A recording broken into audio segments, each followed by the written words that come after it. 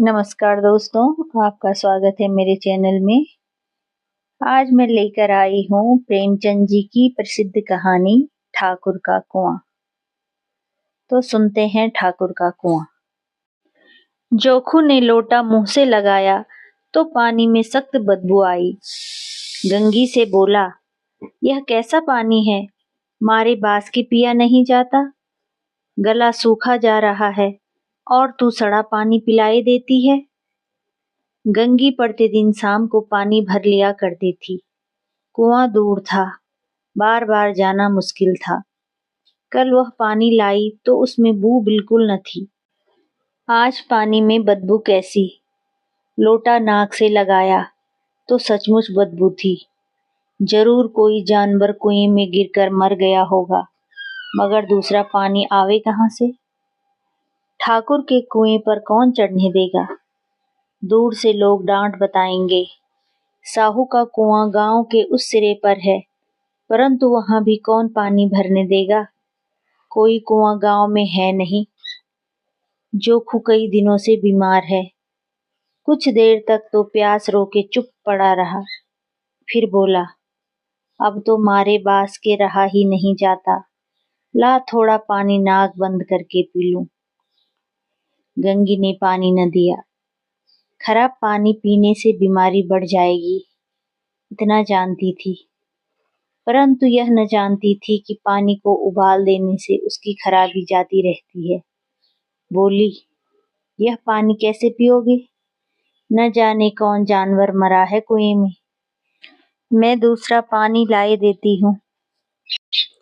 जोखू ने आश्चर्य से उसकी ओर देखा। दूसरा पानी कहाँ से लाएगी। ठाकुर और साहू के दो कुएं तो हैं, क्या एक लोटा पानी न भरने देंगे। हाथ पांव तुड़वा आएगी और कुछ न होगा। बैठ चुपके से ब्राह्मण देवता आशीर्वाद देंगे। ठाकुर लाठी मारेंगे, साहू जी एक के 5 लेंगे। गरीबों का दर्द कौन समझता है। हम तो मर भी जाते हैं तो कोई द्वार पर झांकने नहीं आता।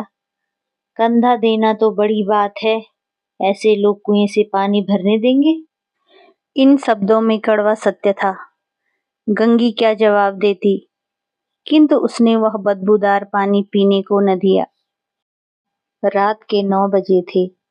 थके मांदे मजदूर तो सो चुके थे। ठाकुर के दरवाजे पर 10-5 बेफिक्रे जमा थे मैदानी। बहादुरी का तो न अब जमाना रहा है न मौका। कानूनी बहादुरी की बातें हो रही थी। कितनी होशियारी से ठाकुर ने थानेदार को एक खास मुकदमे में रिश्वत दे दी और साफ निकल गए। कितनी अक्लमंदी से एक मार्के के मुकदमे की नकल ले आए। नाजिर और मोतीमिम सभी कहते थे नकल नहीं मिल सकती। कोई 50 मांगता, कोई 100। यहाँ बे पैसे कौड़ी नकल उड़ा दी। काम करने का ढंग चाहिए। इसी समय गंगी कुएं से पानी लेने पहुंची।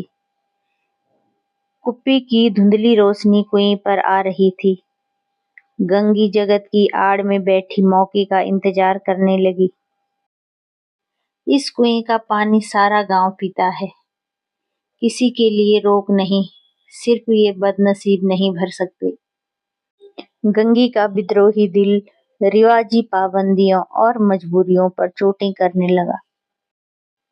हम क्यों नीच हैं और ये लोग क्यों ऊंचे हैं। इसलिए कि ये लोग गले में तागा डाल लेते हैं। यहाँ तो जितने हैं एक से एक छठे हैं। चोरी ये करें, जाल फरेब ये करें, झूठे मुकदमे ये करें। अभी इस ठाकुर ने तो उस दिन बेचारे गडरिये की भेड़ चुरा ली थी और बाप को मार कर खा गया। इन्हीं पंडित के घर में तो 12 मास जुआ होता है। यही साहू जी के घी में तेल मिलाकर बेचते हैं। काम करा लेते हैं, मजूरी देते नानी मरती है। किस किस बात में है हमसे ऊंचे। हाँ, मुंह से हमसे ऊंचे हैं। हम गली गली चिल्लाते नहीं कि हम ऊंचे हैं, हम ऊंचे। कभी गांव में आज जाती हूँ तो रस भरी आंखों से देखने लगते हैं, जैसे सबकी छाती पर सांप लौटने लगता है। परंतु घमंड यह है कि हम ऊंचे हैं। कुएं पर किसी के आने की आहट हुई। गंगी की छाती धक धक करने लगी। कहीं देख ले तो गजब हो जाए, एक लात भी तो नीचे न पड़े। उसने घड़ा और रस्सी उठा ली और झुककर चलती हुई एक वृक्ष की अंधेरी छाया में जा खड़ी हुई। कब इन लोगों को दया आती है किसी पर।